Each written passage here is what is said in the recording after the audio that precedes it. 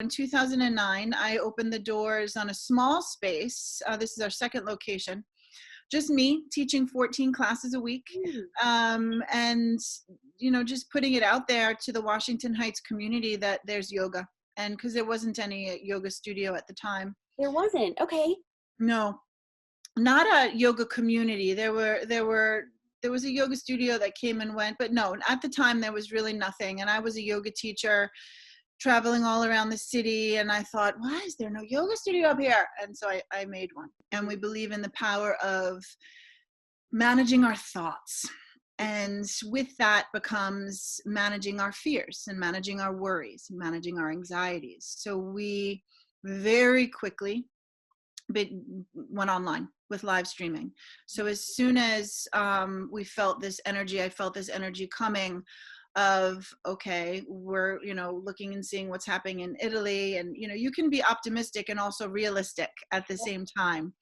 And I thought, all right, well, we need to go online with our classes. I didn't necessarily foresee having to close, but I definitely foresaw my community wanting to practice at home. It seemed that everything was happening so fast 2 weeks ago, where it went from, you really need to stay at home to 6 feet distance to close your business.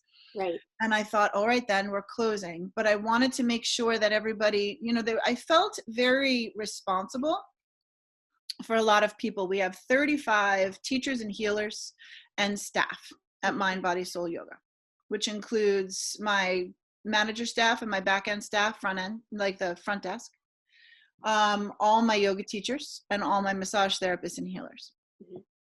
So there's a lot of people that I needed to think about of employing, as well as the community as a whole, wanting to make sure that they kept their yoga practice, because if they stayed connected to their practice and stayed connected to their teachers in their community, then we're going to feel better, because we all know that happiness is often related to how connected we are with others. What was the transition like? I think in general, going from a yoga studio where everything is mostly done in-house, in a room, in a certain type of setting, to then having to pivot that all online. What has that experience been like for you?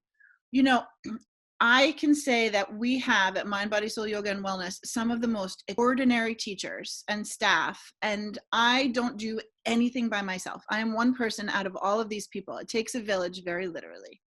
So the people that I have on my team are rock stars as far as I'm concerned. We're a membership-based studio where you could drop in and you can pay $25 for a class or do 10 class cards and so on and so forth. But a good portion of our yoga revenue is membership-based. And those members have, most of them, I think maybe there's a 6% decline in memberships, are sticking around. They are sticking around, yeah. Yes, they are. And they are why we're going to come back from this just fine. What can our community, so let's say the broader Pixel 11 community, especially folks that are looking for something like this, how can they help support your business? Well, come to the live streams. The best way to support is in this culture, right? I really believe this. We have to help ourselves before we help others. And in this interesting climate, right? Taking an online yoga class helps you, and it helps the business. So quite literally visiting mindbodysoulyoga.com and taking a live stream yoga class and paying $10 for it. You have a message of hope for, people in Pixel 11 that might be watching right now, our digital or social audience, folks that might just need a little bit of a quick voice of encouragement in 20, 30 seconds. What's your message of hope? Yeah, I would say look around you. Look around at all that you have created in your life. Look around at your family, at your home, because there is so much good here. Focus on what is working, not what is not working. Focus on gratitude. When we look around us and we see all that is going wrong, we're going to keep seeing all that's going wrong. When we look around and we see, wow, okay, my family's kind of cool. Or maybe they're not cool today, but you're really grateful you have them. Or maybe you're so busy and you've been going to and fro every day for the last several years, and now you find yourself quiet in your apartment by yourself and you think, it's a giant exhale.